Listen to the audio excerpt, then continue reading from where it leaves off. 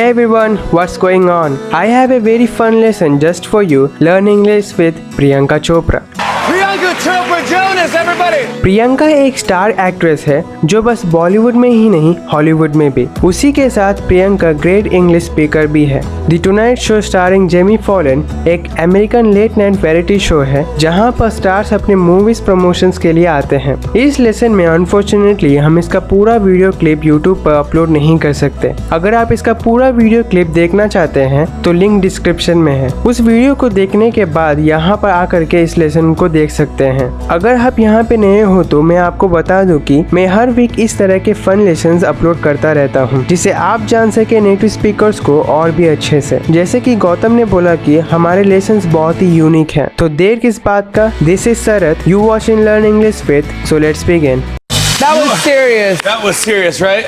You are a trooper, pal. Thank you for doing this. Why did we do that? I have no idea. Why do we do that to I don't ourselves? understand why. It was trooper उन्हें बोला जाता है जो actor, actress या कोई entertainer जिसके पास बहुत सालों का एक्सपीरियंस हो, जो खुद पर डिपेंड हो सके और जो शिकायत नहीं करते हो, उन्हें ट्रूपर कहते हैं। यहाँ देख सकते हैं जेम्स फॉलन प्रियंका को ट्रूपर इसलिए बोल रहे हैं क्योंकि वो एक्ट्रेस है जिसके पास बहुत सालों का एक्सपीरियंस है, डिपेंडेंट है, शिकायत भी नहीं की जब जेम्स फॉलन प्रियंका को हॉट विंग्स खाने के लिए बोले जो बहुत ही ज्यादा स्पाइसी होता है। पाल का मतलब है दोस्त। जब भी आप किसी से बात करते हो और आप उन्हें एक दोस्त की तरह देखते हो, उन्हें पाल कह सकते हो। Example, you are my best pal. so We painful. did chicken wings last time, I know. hot wings this time. Chicken wings United states का ही क्विजिन है जिसे बफेलो विंग्स भी कहते हैं। चिकन विंग्स और हॉट विंग्स दोनों एक ही तरह के क्विजिन हैं, पर हॉट विंग चिकन विंग से ज्यादा स्पाइसी होता है। Are you good with? Let's get some candy next time or I something. know. You know? Are you good with spicy though? Is I'm that? really good with spices. That was like 400 times. Candy का मतलब है मीठी सी खाने वाली चीज जो sugar या chocolate से बनी होती है। गुड एट समथिंग और गुड विद समथिंग का मतलब है किसी काम में या किसी चीज में अच्छा होना, बेहतर होना। Example, I am good at English speaking और I am good with children, I know how to play with them. Isn't that what he said? Like 400 times. I mean, seriously, jalapeno or I have like something? everything is draining out of my head right now. It's like Every orifice. seriously, every orifice.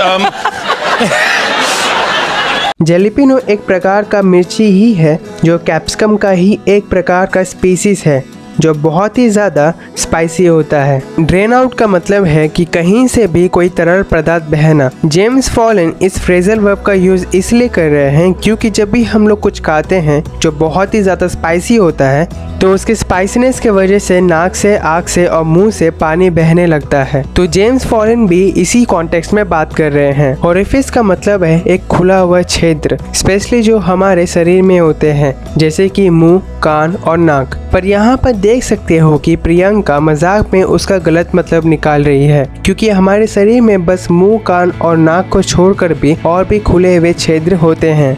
Priyanka, last time we were on the show, we were talking about you and Nick being a celebrity couple. Do you have a celebrity name? Yeah, well, it didn't take. It didn't take. Well, no one wanted to because Priyanka and Nick.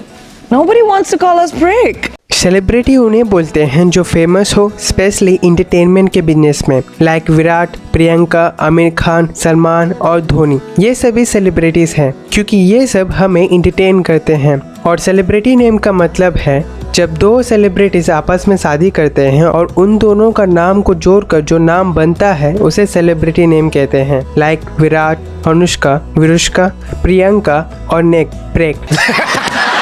It's just not taking off at all. It's not. I've It's been not taking campaigning off. for it. I did it know. on your show. I know. I thought like maybe if I yelled it out on your show, I'd get a little bit more traction. No. No. Take off का मतलब होता है जमीन से उड़ान भरना या उड़ना, जैसे कि कोई जहाज अपने जमीन से उड़ान भरता है। Example, the plane is going to take off. पर यहाँ पे टेक ऑफ का मतलब दूसरा है। इसका मतलब है कुछ भी अचानक से सक्सेसफुल या पॉपुलर होने लगना। Example, this days in social media is too easy to take off for any memes. और नॉट टेक ऑफ का मतलब है ठीक उसका उल्टा। कैंपेन का मतलब होता है कुछ पाने के लिए आंदोलन करना, मुहिम चलाना या अभियान। Example, you won the election in November by campaigning against a tax increase. Yell out एक फ्रेजल वर्ब है जिसका मतलब है किसी वर्ड से पुकारना या जोर से आवाज करना। अक्सर जब आप किसी का ध्यान खींचने के लिए कोशिश करते हो तब जब आप गुस्से में, एक्साइटेड में, दर्द में होते हो। ट्रैक्शन का मतलब है किसी भी आइडिया, प्रोडक्ट इत्यादि को पॉपुलैरिटी मिलना या एक्सेप्ट करना। Example, in our digital age it takes less time for new word and phrase to gain traction. यहाँ पर ट्रैक्शन की जगह और क्या यूज कर सकते हैं?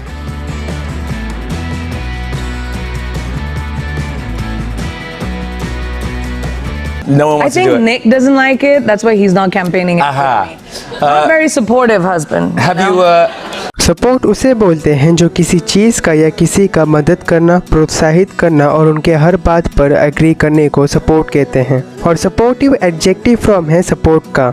हस्बैंड उन्हें बोलते हैं जो आदमी जिस औरत से शादी करता है तो उस औरत के लिए वो हस्बैंड हुआ। और सपोर्टिव हस्बैंड एक पति जो अपने पत्नी की मदद करता हो, प्रोत्साहित करता हो और उनके हर बात को मानता हो, उसे सपोर्टिव हस्बैंड कहते हैं। इसीलिए प्रियंका निक को नॉट वेरी सपोर्टिव हस्बैंड बोल रही है, क्योंकि निक प्रियंका से एग्री नहीं करता है कि उन्हें उनके सेलिब्रिटी नेम ब्रेक के नाम से बुलाएं। Hey you guys, still enjoying my lessons? Let's check it out my recent playlist after this lesson, and make sure you hit the subscribe button and bell in the below that you don't miss any of our new lesson.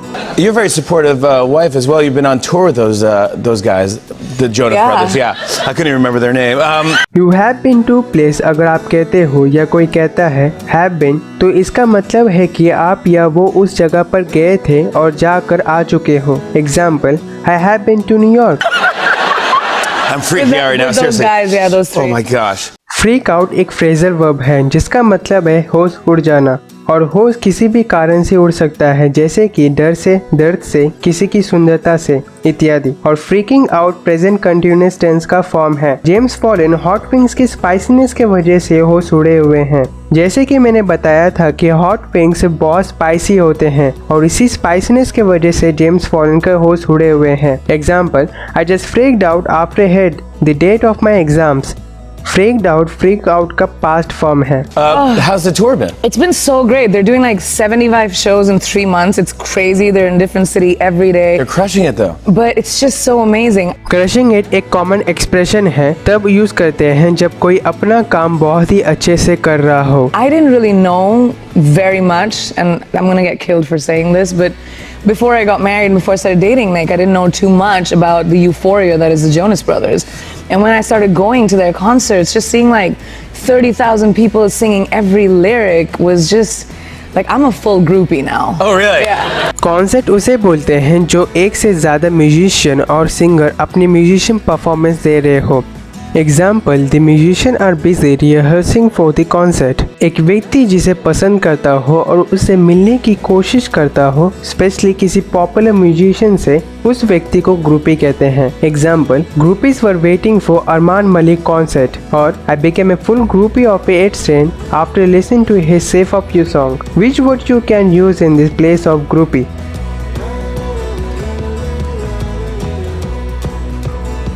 Priyanka कहना चाहती है कि married life से पहले Priyanka Jonas brothers को जानती तक नहीं थी, पर उनके कॉन्सर्ट को देख वो भी जोनस ब्रदर्स की फैन बन चुकी है। Hey, you enjoyed this lesson? Give your feedback in comments below and share this fun lesson to your friends that your friends can understand better natives. So finally, thanks much for watching and live your English.